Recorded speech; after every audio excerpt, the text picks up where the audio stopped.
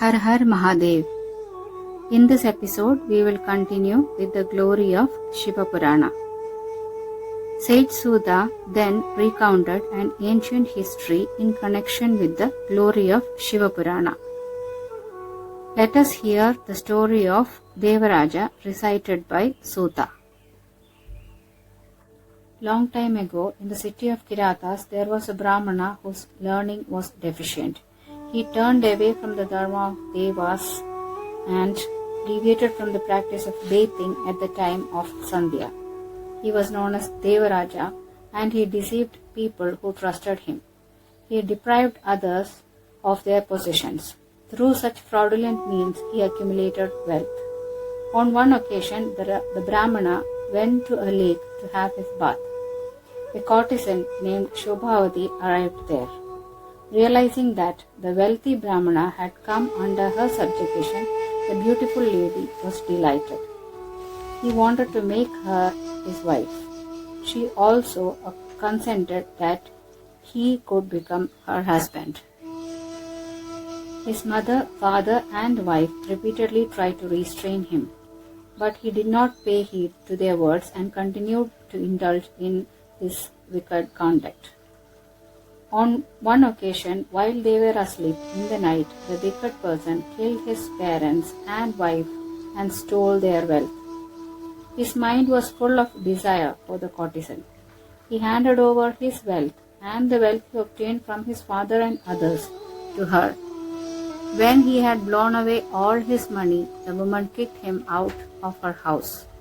She had no use for him anymore. The Brahman roamed around and reached a place called Pradishtanapura. He fell ill there. He thought he was going to die. In a nearby Shiva temple, he took shelter. On the floor, he lay unable to move. There was nothing he could do but listen to the recitation of Shiva Purana uttered from the mouth of another Brahmana. The recitations concluded on the day he finally died. The agents of the Lord of Death, Yama, duly arrived there to take charge of the soul of Devaraja. Yama's servants bound him up in nooses and forcibly conveyed him to Yama's city. However, Shiva's attendants were there, dressed in white and wielding tridents in their hands. They arrived from Shiva's world and angrily went to Yama's city. They released Devaraja and placed him on a wonderful vimana. Yama's servants revealed the long list of sins the dead Brahman Devaraja had committed during his lifetime.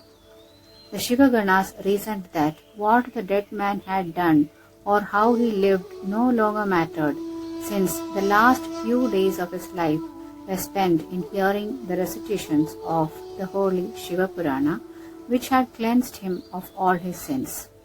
They took the soul of Devaraja to the Kailasa domain of Lord Shiva. To his puzzled agents, Yama explained, when they expressed their surprise over the incident, that the great was the glory of Shiva and great was his grace bestowed upon those who listened to the kathas of Shiva Purana. Sage Sudha next narrated another story, the story of Chanchula. There was a Brahmana named Binduja at a place called Bashkala. He was extremely evil in his Atman and a great sinner. He always followed extremely wicked paths. He had a wife named Chanchula, but his mind was overcome by desire that he became the husband of a courtesan. Though his own wife always followed dharma, he abandoned her. Chanchula felt hurt and overwhelmed by desire. She gave up her own dharmic ways of life and started to maintain relationships with other men. Deviating from virtue, she followed a wicked path. Binduja learned about the wicked act of his wife and returned home. He repeatedly abused her and struck her with his fists. But the unrepentant wife accused her husband of disloyalty and neglect, forcing her into adharmic ways of life. A lengthy argument followed. At last, an agreement was reached according to which each one of them was to carry on with one's own evil ways. Chandula had to turn over all the money that she made from her relationships to Binduja, who would spend it on his own ways. She accepted her husband's words and acted accordingly. In course of time, Binduja, the evil-minded Brahman, died. He then became a terrible Pishacha in the Vindhya mountains. Chandula continued to indulge in her own wicked ways of life. One day, Chandula reached Gokarna, a holy place where the recitation of Shiva Purana was on in the Mahabaleshwara temple. Out of curiosity, Chandula heard some snatches of it. She learned that the sinners were condemned to hell, where Yamaraja tormented them with horrific punishments. This frightened her. After the recitation, Chandula went to the Puranic Brahmana and confessed her sins to him. The Brahmana advised her to hear the recitations of Shiva Purana with her mind fixed on Lord Shiva. Chandula faithfully did so. She performed excellent dhyana on the Lord Shiva for a long period of time and finally gave up her body voluntarily. As a result, she got salvation in her death and her soul was taken to the domain of Kailasha. There, Chandula lived in the blissful company of the maidservant of Ma Parvati. Sage Suta then continued with the story of Binduja's emancipation. Chandula one day relayed up a prayer to Ma Parvati, revealing her desire to know the whereabouts of the soul of her husband, Binduja.